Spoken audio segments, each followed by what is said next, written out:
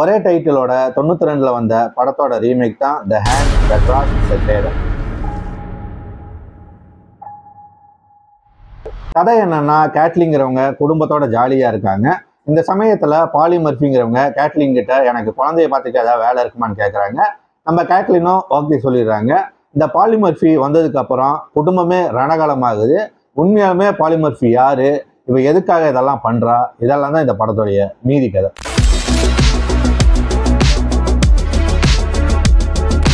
எனக்கு வந்து பழைய படத்தோட இந்த ரீமேக் தான் பிடிச்சிருந்துச்சு. ஏன்னா அதுல வந்து அவ யாருங்கிறது நம்மளுக்கு தெரியும்.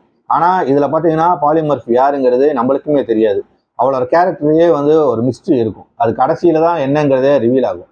அது வந்து ரொம்ப சஸ்பென்ஸா வச்சிருந்தாங்க. அது நல்லா இருந்தது. ஏன்னா அவ யாருங்கிற ஒரு கியூரியாசிட்டி வந்து நம்மளுக்கு இருந்துகிட்டே இருந்துச்சு. இந்த படத்துல வர மாதிரி கேரக்டர் எல்லாம் நிறைய படத்துல பார்த்திருப்போம். உதாரணத்துக்கு கான்கேர்ள், ஆர்ஃபன், இந்த படங்கள்ல வர கேரக்டர் எல்லாம் பாத்தீங்கன்னா அந்த ஐடென்டிட்டியை மாத்திட்டு வேற ஒரு பேர்ல தான் வந்து வாழ்ந்துட்டு இருக்குங்க.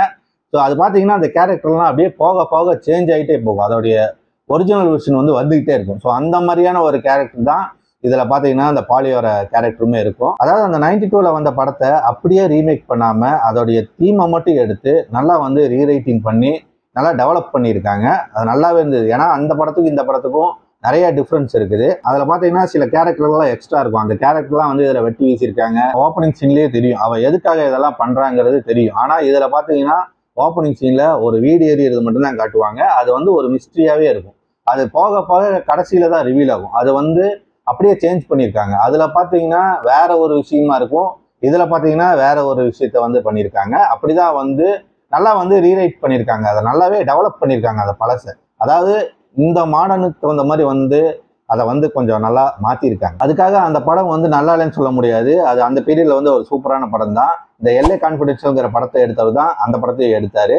இந்த படம் வந்து நல்லா இன்ட்ரெஸ்டிங்கா நல்லா என்கேஜிங்காவே போச்சு. அந்த பாலி வந்ததுக்கு அப்புறம் அவ என்ன பண்ணுவானா, செக்ஷுவலா மேனிபுலேட் பண்ணுவா இவளை. அதாவது வந்து பாத்தீங்கன்னா இவளுமே பாத்தீங்கன்னா அவகிட்ட சொல்லியிருப்பா, நான் வந்து மைக்கில் வந்து டேட் பண்றதுக்கு முன்னாடி ஒரு பொண்ணை தான் டேட் பண்ண அப்படிங்கிற மாதிரி இவ வந்து சொல்லியிருப்பா. அதனால இவ என்ன பண்ணுவானா, இவளை வந்துட்டு ஒரு மாதிரி செடிட்யூட் பண்ணிட்டே இருப்பா. அது வந்து சூப்பரா இருக்கும். நல்லா நல்லா பண்ணியிருப்பா. அப்போ வந்து அவ வந்து பாலி வந்துட்டு வேற ஒரு ஃப்ரெண்டை கூட்டிட்டு வந்து மேட்ரு பண்ணிட்டு இருப்பா. அப்போ வந்து இவ வந்து பார்த்துருவா. அதை அந்த மாதிரி வந்துட்டு சூப்பரா இருக்கும். அந்த சீன்ல நல்லாவே பண்ணியிருப்பாங்க. அதை வந்து இவ என்ன பண்ணுவான்னா போய் மைக்கேல் கிட்ட பண்ணுவா அதே மாதிரி. ஸோ அந்த சீன்லாம் வந்து நல்லா பண்ணியிருப்பாங்க. அதே மாதிரி நிறைய சூப்பரான சீன்லாம் வந்து இந்த படத்துல இருக்கு. ஏன்னா படம் வந்து எங்கேயுமே லேக் ஆகாம நல்லா சூப்பராகவே போச்சு. ஸோ ஒரு மாதிரி இவ செட்யூஸ் பண்ணாதான் ட்ரை பண்ணிட்டு இருப்பா. ஹேண்ட்மேடன் படம் ஞாபகம் இருக்கா? ஆனா அந்த அளவுக்குலாம் இது வர்த்து கிடையாது. ஸோ அதே பழசுல பார்த்தீங்கன்னா புருஷனை தான் கரெக்ட் பண்ண பாப்பா. ஸோ காலம் மாறிடுச்சு, அதனால இப்படி வச்சுட்டாங்களான்னு தெரியல.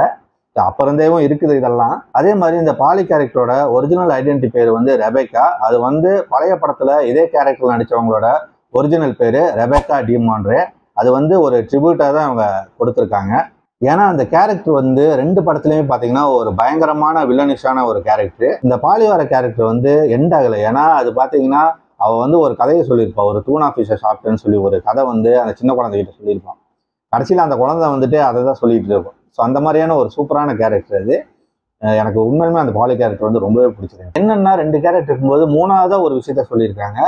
அது வந்து ஓகே தான். ஆனால் வந்து அது வந்து நம்ம தெரியல. அது வந்து பார்க்காதனால அந்த அளவுக்கு வந்து பெரிய ஒரு ஹார்ட் ஹிட்டிங்காக தெரியல. ஆனால் அது முடிஞ்ச அளவுக்கு வந்து ஆக்டிங்ல வந்துட்டு கன்வே பண்ணியிருக்காங்க. இருந்தாலும் அதை பற்றி ஏதாவது ஒரு காமிச்சிருந்தா இன்னும் கொஞ்சம் நல்லா இருந்திருக்கும் தோணுது. பட் பரவாயில்ல. படம் வந்து எனக்கு ரொம்பவே பிடிச்சிருந்துச்சு. ஒரு அட்டகாசமான ரிவெஞ்ச் த்ரில்லரு. பார்த்துட்டு உங்களோட தாட்ஸ் என்னங்கிறது கமெண்ட்ல சொல்லுங்க. பை.